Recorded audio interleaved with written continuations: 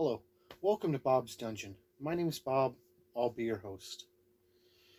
Playing a vampire in a tabletop role playing game is pretty popular amongst a lot of people, especially edgelords. But the most popular version of playing a vampire in a tabletop role playing game would be Vampire the Masquerade. Myself, I prefer Requiem, but we're not going to talk about any of that. We're going to just set those guys to the side.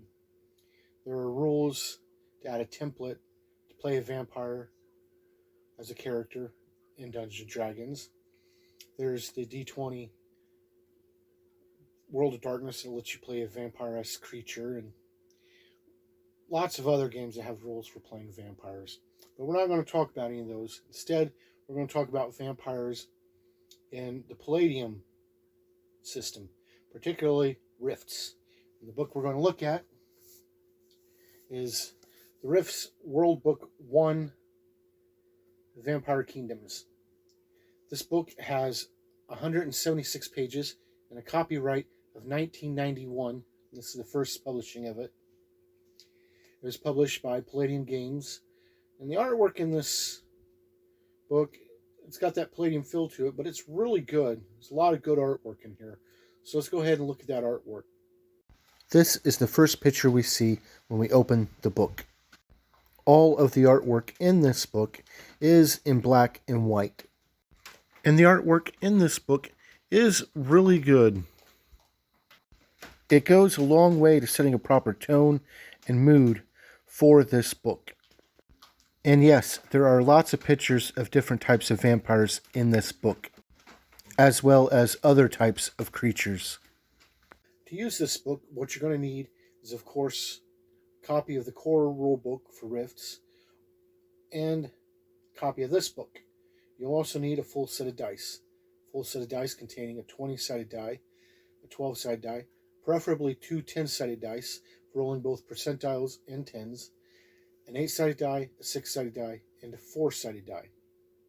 Now, this book, since it uses the Palladium system, you could use the information in this book regarding vampires in any Palladium game.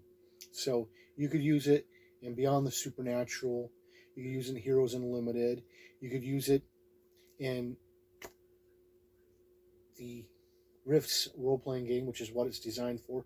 And it gives you a very good resource for using vampires in the Palladium system. This book gives you a few new RCCs.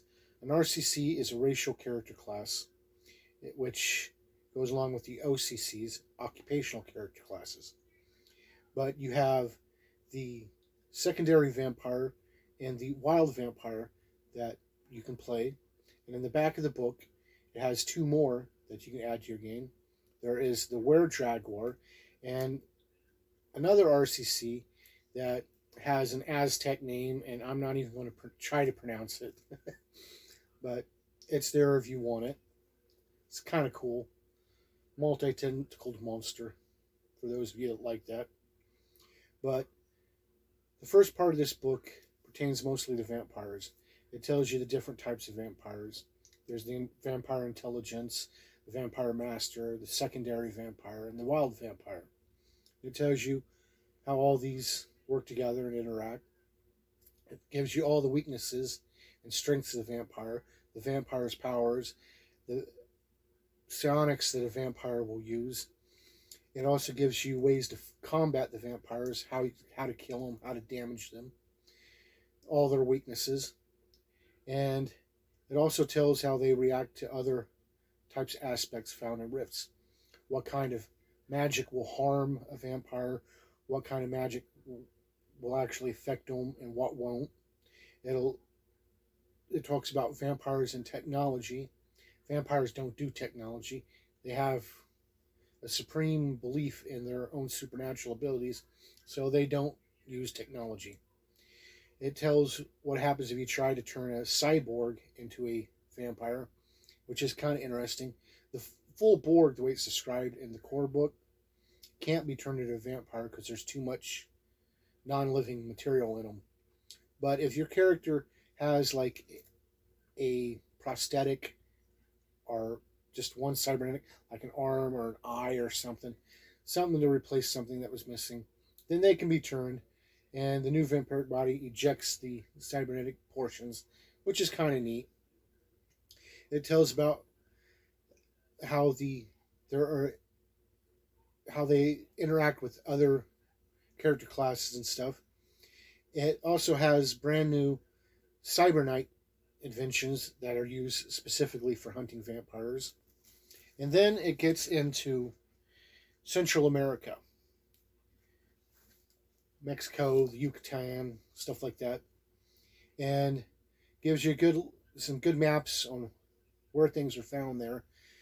Vampire strongholds, free cities, human cities. Gives you a good lay of the land. Gives you detail on a few territories and stuff. Information on the vampire keeps. It also gives you a couple of cities in here with some good detail that you use in your game as a place to operate. And the gangs and so forth, and notable personalities that can be found there.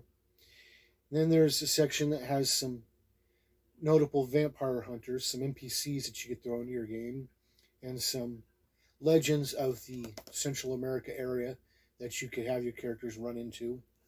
And then it gets into other stuff, demons that can be found wandering the area.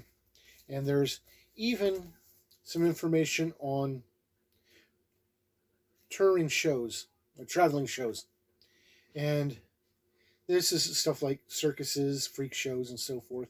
And it tells you how to build one.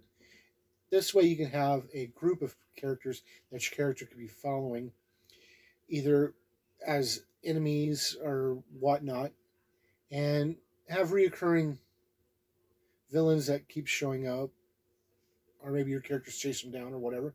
And that's pretty cool. And just gives you a setting for your Rifts game and a whole lot of information on the way vampires work in the Palladium system. So that's pretty cool. And all in all, it's a good book. There's a lot here for anybody that's interested in playing vampires.